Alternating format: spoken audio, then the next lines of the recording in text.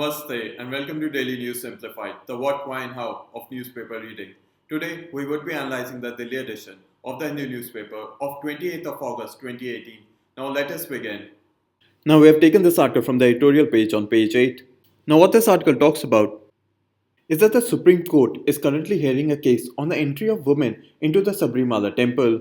And the author in this article gives an outline based upon the Constitution of India of the two contending arguments, wherein the first argument that the author gives is for the entry of women into the Sabarimala temple, and the second argument that the author gives is against the women entry into the Sabarimala temple.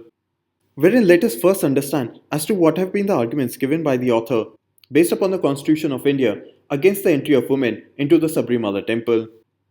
When the first argument made against the entry of women into the Sabarimala temple is that it is an age-old custom which forms a part of the essential religious practice of worshippers under Article 25 of the Constitution of India. And the second argument to bar the entry of women into the Sabarimala temple is that who can or cannot enter the temple are covered under the rights to administer and manage religious institutions under Article 26 of the Constitution of India. So now hopefully you've understood the two main arguments that have been made against the entry of women into the Sabarimala temple based on the Constitution of India. Now let us understand the arguments made in favor of women entry into the Sabarimala temple based on the Constitution of India. Now one of the arguments that the author has highlighted in favor of women entry into the Sabarimala temple is that the exclusion of women is a form of untouchability, since the exclusion is solely based on the notions of purity and impurity, wherein women are being considered impure due to the menstruation cycle, while certain castes were considered impure due to their social status. Wherein the author highlights the argument that women are being considered impure due to their menstruation cycle, and in similar terms, certain castes were considered impure due to their social status. And therefore, one of the arguments that the author makes is that the denial of entry can be abolished under Article 17, which abolishes untouchability in India. Now, you have to understand that this is one of the arguments that the author has highlighted in favor of women's entry into the Sabarimala temple. However, the author has raised the concerns with regards to whether the entry of women into the Sabarimala temple can be considered as a violation of Article 17. And to answer this question as to whether denial of entry to women be envisioned within the ambit of untouchability or under Article 17 of the Constitution of India, the author has given two arguments, wherein the first argument is the original intent approach. Wherein the original intent approach means that it is based on the intent of the framers of the Constitution, as when they drafted that Constitution in itself, wherein according to the article, the framers of the Constitution of India intended to abolish a social practice which was untouchability, which was associated with caste, and therefore they did not envision Article 17 of the Constitution of India to be used for gender-based exclusion practices. Wherein according to the author, Article 17, which intends for the abolition of untouchability, was meant to abolish a social practice which was associated with caste, and the framers of the Constitution of India did not envision Article 17 to be used for gender-based exclusion practices, such as the denial of entry of women into religious institutions. However, apart from this, the author in this article has also highlighted the living tree approach. When according to the author, the living tree approach is based on the understanding that the Constitution is an evolving document, wherein a constitutional court such as the Supreme Court of India can interpret to include exclusion of women to religious institutions within the ambit of untouchability under Article 17 of the Constitution of India. So now hopefully you have understood the main arguments given by the author in this article, as in the link between women's rights and the constitutional interpretation of Article 17. Wherein the main argument that the article is trying to answer is whether the denial of entry to women, especially to religious institutions, be envisioned within the ambit of untouchability. Wherein according to the author, under the original intent approach, which is based on the intent of the framers of the Constitution when they drafted it, the framers of the Indian Constitution intended to abolish a social practice which was associated with caste, and thereby abolishing untouchability under Article 17. And the framers of the Constitution of India did not envision Article 17 to look into gender-based exclusion practices. However, according to the author, the living tree approach, based on the understanding that the Constitution is an evolving document, the Supreme Court can interpret the exclusion of women to religious institutions within the ambit of untouchability under Article 17 of the Constitution of India, wherein the author makes the argument that the exclusion of women is a form of untouchability, since the denial of entry of women into religious institutions is based on the notions of purity and impurity, wherein women are being denied entry into the Sabarimala temple due to their menstruation cycle, and the author makes the argument that certain castes were also considered impure due to their social status. And therefore, according to the author, the denial of entry of women into religious institutions can be abolished under Article 17 of the Constitution of India within the purview of abolition of untouchability. Now, you have to understand that this news is currently in transition, wherein we'll have to wait and see as to what would be the verdict or the judgment of the Supreme Court of India with regards to the Sabarimala case, wherein with regards to your UPSC syllabus, wherein this article and the explanation given in this section would first be placed in your GS paper 1 within the section Indian Heritage and Culture and within the subsection Role of Women and Social Empowerment. And in similar terms, it would also be placed in GS paper 2 within the section Social Justice, Mechanisms and Laws constituted for the protection and betterment of vulnerable sections. Wherein a question for practice is that the abolition of untouchability was envisioned within the ambit of caste. However, there has been a recent clamor to enlarge the ambit of Article 17 to practices of social exclusion of women. Comment. And you can try to answer this question with the help of this article and the explanation given in this section. And so now with this, let us move on to the next article. Now we have taken this article from page 30. Now you need to understand this article from the perspective of your prelims examination, wherein the current event that this article talks about is that the United States and Mexico have reached a deal to replace the North American Free Trade Agreement. And in similar terms, the United States is in talks with Canada to reach a similar agreement. Now, with regards to this article, there are two important aspects that you should remember with regards to the North American Free Trade Agreement or NAFTA for your prelims examination. Now, the first fact that you should remember are its member or the members of North American Free Trade Agreement, which are the United States, Canada, and Mexico. And the second aspect that you should remember is the purpose of the North American Free Trade Agreement, wherein from the name itself you understand that it is a free trade agreement that eliminated most of the tariffs among the three nations, and that it came into effect in 1994.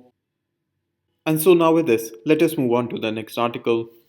Now we have taken this article from the editorial page on page 9. Now according to the author in this article, the main purpose of dams is first for irrigation, and the second is power production, and the third main purpose of dam is flood control. Now according to the author, prior to monsoons, it is an international practice to keep the water level of reservoirs in dams below a certain level. And this is because by keeping the water level of reservoirs in a dam below a certain level, it ensures space for storage of excess rainwater that may fall in the monsoon season. And therefore it allows the regulation of the outflow of water from the dam itself. However, the author has raised various concerns that were highlighted during the recent Kerala floods, wherein according to the author, the maximum amount of water that can be stored in reservoirs in Kerala were kept before the monsoon. And this was because so as to ensure greater irrigation and electricity generation. Wherein according to the author, only two purposes of the dam, which is irrigation and electricity generation, are being prioritized in India. And apart from this, the third and the last concern raised by the author is that there are multiple agencies or departments which are involved in dam management in India. And therefore, according to the author, because multiple departments or agencies are involved in dam management, it thereby leads to mismanagement. So now hopefully up till here you understood that according to the author, the main purpose of dam is first irrigation, second is power production, and the third is flood control. And moreover, according to the author, there is an international practice that prior to monsoons, water level of reservoir in dams is kept below a certain level. And the water level of reservoirs in dam is kept below a certain level so as to ensure a space for storage of excess rainwater that may fall in the monsoon season. Wherein by ensuring space for storage of excess rainwater, it allows the dam managers to regulate the outflow of water. However, the author has raised various concerns that were highlighted with regards to dam management during the Kerala floods, wherein the maximum amount of water that can be stored in reservoirs and dams was actually kept before the Kerala floods, and the maximum amount of water was stored in reservoirs and dams before the monsoon in India so as to ensure greater irrigation and electricity generation. Wherein, according to the author, only two purposes of dams, which is greater irrigation and electricity generation, wherein according to the author, the third purpose of the dam, which is flood control, is not being prioritized in India. And the third and the last concern raised by the author is that there are multiple departments and agencies which are involved in dam management. And these multiple departments or agencies, and according to the author, these multiple department and agencies lead to mismanagement of dams. Now, with regards to this, the author has given various recommendations for better dam management in India. Wherein the first recommendation given by the author is to maintain at least 30% storage space before the monsoon. The second recommendation given by the author is to form State Department Security Authority to be entrusted with water management in reservoirs in India. Is that there should be greater cooperation between the Central Water Commission and the state governments. Wherein the fourth and the last recommendation given by the author is to equally prioritize flood control as the purpose of the dam. So now hopefully up till here you understood the four main recommendations given by the author for better dam management in India. When the first recommendation given by the author is to maintain at least 30% storage space in reservoirs and dams before the monsoon. When the second recommendation given by the author is to form a state dam security authority for reservoir management. The third recommendation given by the author is to ensure greater cooperation between the Central Water Commission and state governments. And the fourth and the last recommendation given by the author is to equally prioritize flood control as being one of the main functions of the dam. So now hopefully up till here you've understood the crux of this article. Now let us understand as to where it will be placed in your UPSC syllabus.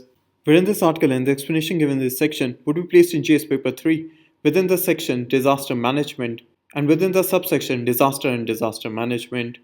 And so now with this, let us move on to the next article. Now we have taken this article from page 12. Now what we need to remember with regards to this article is the location of Mannar from the perspective of your prelims examination. Now you should understand that questions which are asked in the prelims examination within the section Geography of the World, wherein if you take a look at the questions that were asked in the prelims of 2018 on world geography, such as the region of Catalonia in Spain, the city of Aleppo in Syria, the city of Kirkuk in Iraq, the city of Mazar-e-Sharif in Afghanistan, these regions or these towns had some current event which was of international importance. Wherein, if you take an example of Catalonia, it was in news for international importance because of the Catalonian referendum. Similarly, the region of Crimea in Ukraine, but is now under the control of Russia, was in the news for international importance because of the Russian invasion. Similarly, the city of Kirkuk was in the news for international importance because of the Kurdish referendum. And it is within this context that any city or any region which is asked in the prelims examination within the subsection of Geography of the World generally have some current event which has occurred in that city or region which was of international importance. And one of the ways through which you can understand as to which city or town that you should remember for your prelims examination is to highlight the various cities or towns that appear in the headlines of the Hindu newspaper or any other newspaper that you subscribe to, such as the Indian Express. And it is within this context that you should remember that Mannar is located in Sri Lanka. And the current event for which Mannar is in the news is because a mass grave has been found in Mannar, and it is of international importance because of its linkage with the Sri Lankan civil war. And it is within that aspect that Mannar, which is located in Sri Lanka, becomes relevant for your prelims examination within the section of your syllabus Geography of the World. And so now with this, we move on to the next article. Now we have taken this article from page 2. Now what we'll do with regards to this article is first understand about the Khasi tribe. And after that, we'll try to understand as to what this article talks about. So now let us first understand about the Khasi tribe. Now the first aspect about the Khasi tribe that you should remember is that it is a matrilineal society, which means that descent and lineage of the Khasi tribe is traced from the mother. The second aspect about the Khasi tribe that you should remember is that the Khasi Hill Autonomous District Act of 1997 has defined Khasi as a person belonging to the Khasi tribe or has been recognized or deemed as a Khasi tribe under the prevailing Khasi custom or this act. The third aspect about the Khasi tribe that you should remember is that the Khasi Hills Autonomous District Act of 1997 also formalizes the practice of Tang Jaith, wherein a non-Khasi woman marrying a Khasi man is able to pass the lineage by way of this newly created clan, wherein under this act, a Khasi man who marries a non-Khasi woman can still maintain the Khasi status and thereby enjoy the privileges and benefits that arise from being a member of the Khasi tribe. Now the fourth and the last aspect that you should remember is that Khasi Hills Autonomous District Council forms a part of the 6th schedule of the Indian Constitution, wherein there are 3 district councils in the state of Meghalaya, wherein the first one is the Khasi Hill Autonomous District Council, the second one is the Jaintia Hills Autonomous District Council, and the third and the final is the Garo Hills Autonomous District Council. So now hopefully you should remember these aspects with regards to Khasi tribe, especially from the perspective of your prelims examination, wherein the first aspect is that they are a matrilineal society, meaning that their descent and lineage can be traced from the mother. The second aspect that you should remember, especially with regards to this article, is the concept of Tang Jait, whereby a non-Khasi woman marrying a Khasi man is able to pass on this lineage of being a Khasi. And the third aspect that you should remember is that the Khasi Hill Autonomous District Council forms a part of the 6th schedule of the Constitution of India. And the fourth and the last aspect that you should remember is that there are 3 district councils in the state of Meghalaya. The first being Khasi Hills, the second being Jaintia Hills, and the third being Garo Hills. Now, previously a question has been asked in the prelims of 2014, which had asked statement-based questions on the Changpa community of India, wherein a question for your practice is with reference to Khasi community of India. Consider the following statements, wherein you would be able to answer this question with the explanation given in this section. And so now with this, let us understand as to what this article talks about. Now what this article talks about is that the Khasi Hills Autonomous District Council has passed the Khasi Hills Autonomous District Khasi Social Custom of Lineage Second Amendment Bill of 2018. Now under this bill, any Khasi woman who marries a non-Khasi as well as her son or daughter who is born out of such a marriage between a Khasi woman and a non-Khasi man shall be deemed as being non-Khasi, wherein under this bill, the Khasi woman and her offsprings would lose their Khasi status and all privileges and benefits that are available to the Khasi tribe. And this bill is intended to be applicable to the whole Khasi Hills Autonomous District, wherein under this bill, a non-Khasi person means a person who does not belong to any of the indigenous Khasi tribe that have been classified as a scheduled tribe under the Constitution Scheduled Tribe Order of 1950. However, this bill has raised a controversy, wherein the chief of the Khasi Hill Autonomous District Council has justified this amendment, wherein according to the chief, it would protect the Khasi tribes from deadly diseases such as HIV and AIDS, which might be transmitted through marriages with outsiders. However, this bill has been opposed by members of the Khasi tribe, especially by women and several women groups, wherein the chairperson of the Meghalaya State Commission for Women has submitted their objections to this bill to the governor of Meghalaya. Now you have to understand that this news is currently in transition, wherein we'll have to wait and see on how the Khasi Hills Autonomous District Council moves forward with this bill and what would be the reaction of the governor of Meghalaya with regards to this bill. And so now with this, we move on to the next article. Now we've taken this article from page 7. Now what has happened is that the Indian Institute of Petroleum has manufactured a biofuel which was used for a Dehradun-Delhi flight, wherein in this flight a mix of 75% traditional aviation turbine fuel with 25% biofuel was used, and this biofuel that was manufactured by the Indian Institute of Petroleum was extracted from the Jatrofa plant, and this Jatrofa plant was sourced from farmers in Chhattisgarh. Now biofuels which are used for jet engines can also be prepared by using biomass, animal fat, vegetable oil, agricultural waste and natural gas, wherein the bio-oil concentration can rise up to 50%, but beyond 50% the combustion of the fuel can be impacted. However, the reason this article is in the news is because India's first biofuel flight was recently undertaken between Dehradun and Delhi, and this biofuel was manufactured by the Indian Institute of Petroleum from Jatrofa plants that were sourced from farmers in Chhattisgarh, wherein this Dehradun-Delhi flight used 75% traditional aviation turbine fuel and 25% biofuel. Now the second aspect that you should understand from this article is the importance of using biofuel for air transport. Now the International Air Transport Association is committed to an average annual improvement of roughly 1.5% in fuel efficiency till 2020, and this association intends for a carbon neutral growth from 2020 onwards, wherein an international research program which was led by NASA has reported that the use of biofuel can reduce particle emissions in jet exhaust by much as 50 to 75%. And therefore the two main importance of using biofuel for air transport becomes first the reduction in carbon emissions and second the reduction in particle emissions. However, there have been various concerns that have been raised with the usage of biofuel for air transport, wherein the first concern is regards to the supply chain of the aviation biofuel industry, wherein the use of biofuel can cost almost 2 or 3 times higher than the use of conventional air turbine fuel. The second concern raised with the usage of biofuel for air transport is that the production of first generation of biofuel has shown that there is a displacement of land from other agricultural activity, meaning that let's say there is a particular agricultural field that for now was producing wheat or other forms of agriculture produce.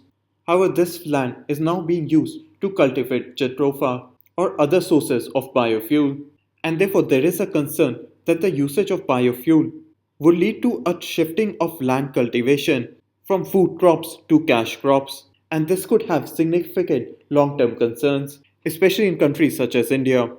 And the third and the final concern raised is that the carbon emission from cultivating plants that are used for biofuel have to be taken into account when calculating the final carbon footprint of using biofuels. Wherein, let's say, by the use of biofuel, there is a reduction by 50% of carbon emission. However, the cultivation of plants that are used for biofuels and the manufacturing of biofuel from these plants also causes carbon emissions. And this carbon emission that comes from manufacturing biofuel has to be also taken into account. So now hopefully up till here you understood the various aspects with regards to the usage of biofuel for air transport. Now this article and the explanation given in this section would be placed in GS paper 3 within 3 sections, first being technology, second being economic development, and the third being environment, wherein the manufacturing of biofuel forms a part of technology, on how biofuel is being used for air transport forms a part of economic development, and how biofuel can lead in the reduction of carbon emission and particle emissions forms a part of the environment section. And now with this, we come to an end in the analysis of today's newspaper. Now we move on to the question for today.